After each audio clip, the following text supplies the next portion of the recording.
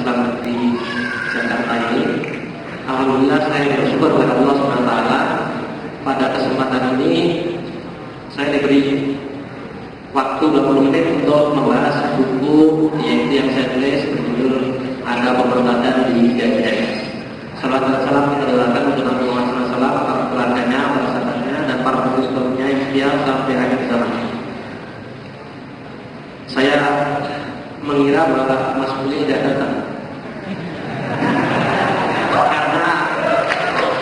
karena di dalam medis yang saya baca itu beliau mengatakan tidak kondusif kalau berdiskusi dengan harmono.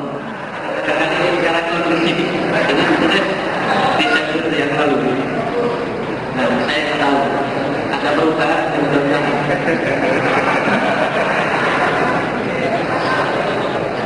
Nah, kemudian buku ini sudah dibuka di Islamic Fair tanggal 27 Maret tahun 2005 yang lalu, dan yang muda adalah Bapak Dr. Umrowi yang dia adalah dosen pasca sarjana alumni Al-Azhar Mesir, yang dia mengajar tafsir di IAIN Sunan Ampel Surabaya, dan insya Allah bulan depan akan dibedah oleh Rektor UIN Malang yaitu Bapak Imam Suprayitno di bulan Mei mendatang insya Allah di Universitas Brawijaya Malang.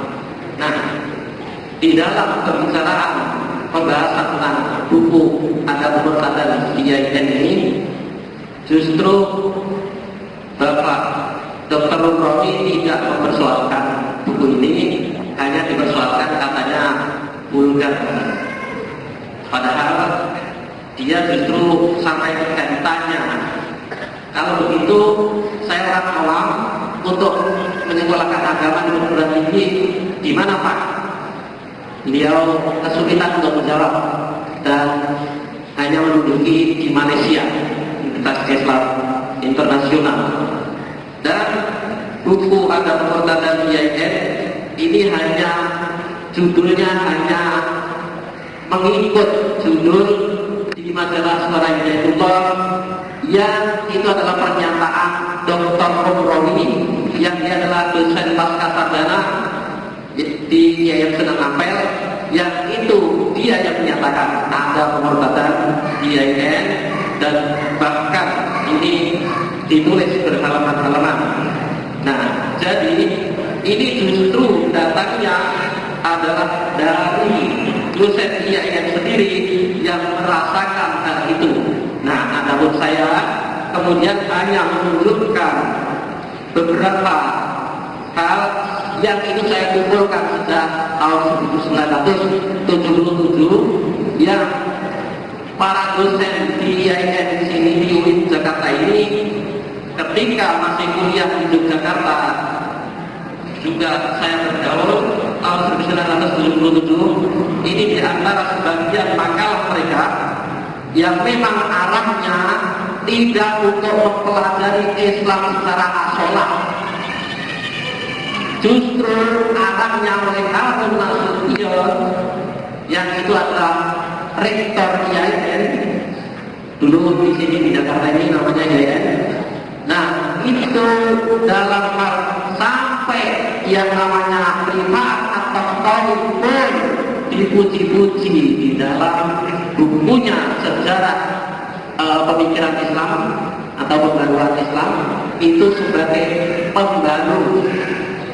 Nah, padahal privat atau tauhid yang Mesir itu dia menghalalkan dan sadansi laki perempuan berdempetan dan sebagainya, yang itu dianggapnya bukan merupakan kefasikan, tetapi ditulis oleh Harun Nasution sebagai pembaru. Bahkan di dalam makalah dosen IAIN yang tahun 77 ini justru dipuji juga di bawah bimbingan Dr. Harun Nasution bahwa itu adalah pembuka pintu ijtihad. Ijtihad tetapi untuk menghalalkan yang haram, bagaimana ini? Dan di dalam makalah ini sendiri, di dalam buku sudah saya kemukakan, bisa dibaca di makalah yang mungkin tadi ini saya tak berapa itu. Ini ada Harun Nasution dalam bukunya Islam ditinjau dari berbagai aspeknya. Itu adalah buku yang untuk mahasiswa-mahasiswa IAIN se-Indonesia itu memasukkan yang namanya monoteisme, itu adalah agama Islam, agama Kristen yaitu Katolik dan Protestan, dan agama Hindu. Nah, monoteisme kok seperti itu, dan itu diajarkan dan dibukukan yang bukunya untuk mahasiswa-mahasiswa IAIN. Ini bagaimana? Sampai Pak Rosidi protes kepada Departemen Agama yang mengurusi IAIN atau perguruan tinggi Islam seluruh Indonesia adalah Direktorat Pendidikan Tinggi Agama Islam. Namun protes itu sudah setahun, di tahun 1977, tetapi tidak ditanggapi. Maka Pak Rosidi menulis bantahan, yaitu koreksi terhadap buku Islam ditinjau dari berbagai aspeknya. Kemudian bukti-bukti kalau tentang murtad, yang namanya Nasir Hamid Abu Zaid itu sudah jelas divonis murtad oleh Mahkamah Agung Mesir tahun 1996. Tetapi justru diusung oleh Sami Anwar, teman saya juga dan teman Mas Kulil, dan kemudian diapresiasi oleh Rektor UIN Yogyakarta Dr. Amin Abdullah, dan juga didatangkan oleh sepeda NU, dan juga ditulis di mana-mana. Padahal itu sudah dijelaskan di vonis sebagai orang murtad dan didatangkan ke UIN, kalau nggak salah UIN Jakarta ini.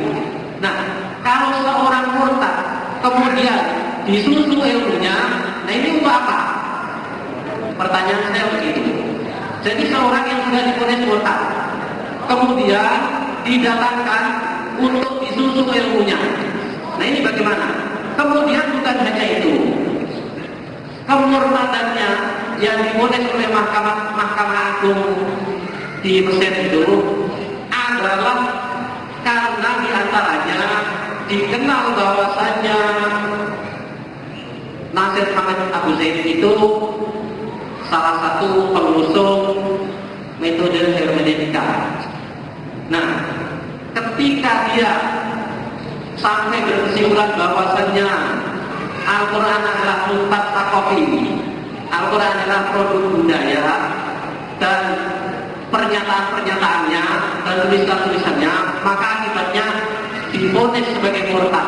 Tetapi di sini sangat dihormati dan hermeneutikanya itu juga diajarkan menurut masyarakat Arab, diajarkan di UIN Jakarta dan UIN Yogyakarta. Nah, jadi saya di sini hanya mengemukakan gejala-gejala. Gejala-gejala itu jelas ada.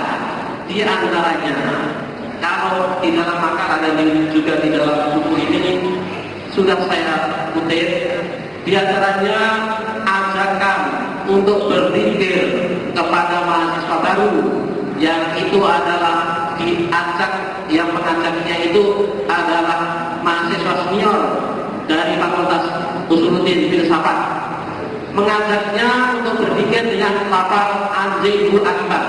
Naudzubillah. Di dalam kaidah namanya melenceng